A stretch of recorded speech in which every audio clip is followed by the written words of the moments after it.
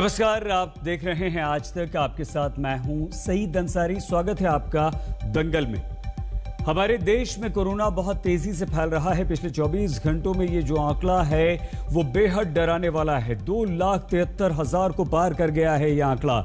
मरने वालों की संख्या दिल बैठा देती है, लेकिन उससे ज्यादा तकलीफ उस समय होती है जब अस्पतालों की कमी होती है। अस्पतालों में बेड नहीं मिलते, बेड मिल जाए तो ऑक्सीजन नहीं मिलती। वेंटिलेटर की बात तो बहुत दूर है।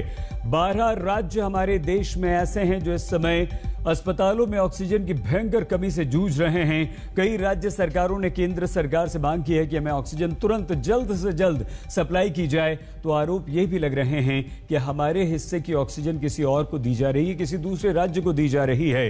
केंद्र शासित प्रदेश ये आरोप लगा रहे हैं, राज्य कांग्रेस शासित प्रदेश ये आरोप लगा रहे हैं कि केंद्र उनके हिस्से की ऑक्सीजन उन्हें नहीं दे रहा है।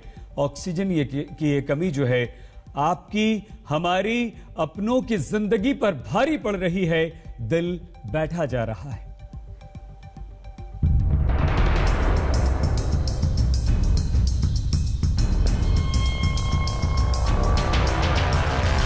कोरोना की दूसरी लहर में उखड़ती सांसों को थामने के लिए ऑक्सीजन सिलेंडर्स को लेकर चीख पुकार मची है। देश भर के अस्पतालों में ऑक्सीजन की सप्लाई को लेकर सबसे ज्यादा आवाजें उठ रही हैं और साथ ही राजनीति भी हो रही है।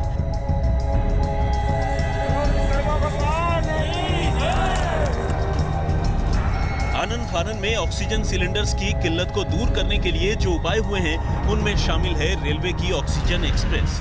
ग्रीन कॉरिडोर बनाकर रेल से ऑक्सीजन पहुंचाने की तैयारी हो रही है। ऑक्सीजन एक्सप्रेस ट्रेन यहां पर तैयार है। आखिर ये ट्रेन क्या है, यहां पर क्या हो रहा है, अब ये आपको बताते हैं। देखिए, इस ट्रेन के ऊपर टैंकर्स लाद दिए गए हैं। करीब 10 ऐसे टैंकर हैं जिनको तैयार किया जा रहा है।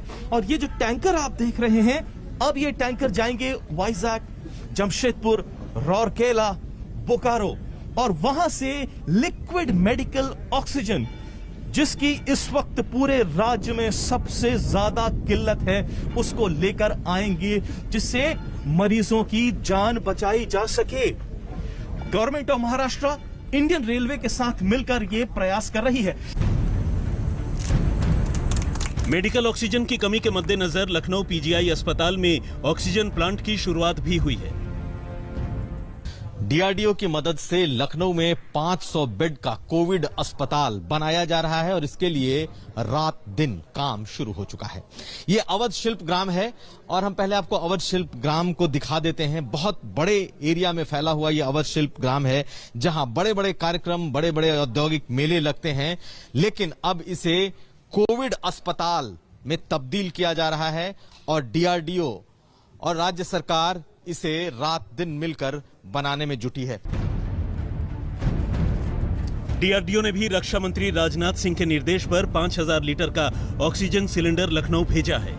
इससे पहले सरकार ने ऑक्सीजन की गैर जरूरी औद्योगिक सप्लाई को रोककर अस्पतालों को पहुंचाने का आदेश दिया है। लेकिन सवाल यह है कि क्या इतना काफी है? महाराष्ट्र से लेकर दिल्ली, राजस्थान और बंगाल तक की राज्य सरकारें ऑक्सीजन की कमी को लेकर केंद्र सरकार पर सवाल उठा रही हैं। लिहाजा आर पार की लड़ाई छिड़ी है।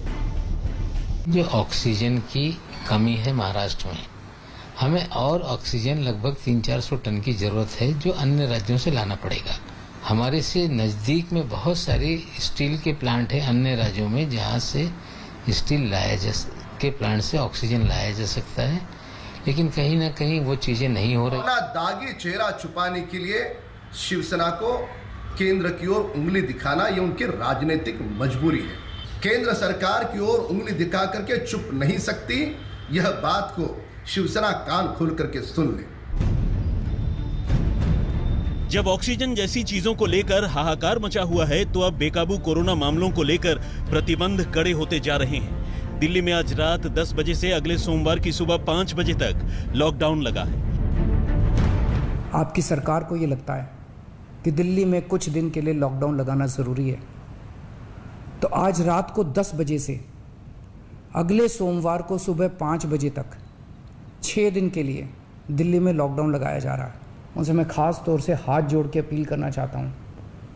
ये छोटा सा लॉकडाउन है, 6 दिन का, दिल्ली छोड़ के मत जाइएगा।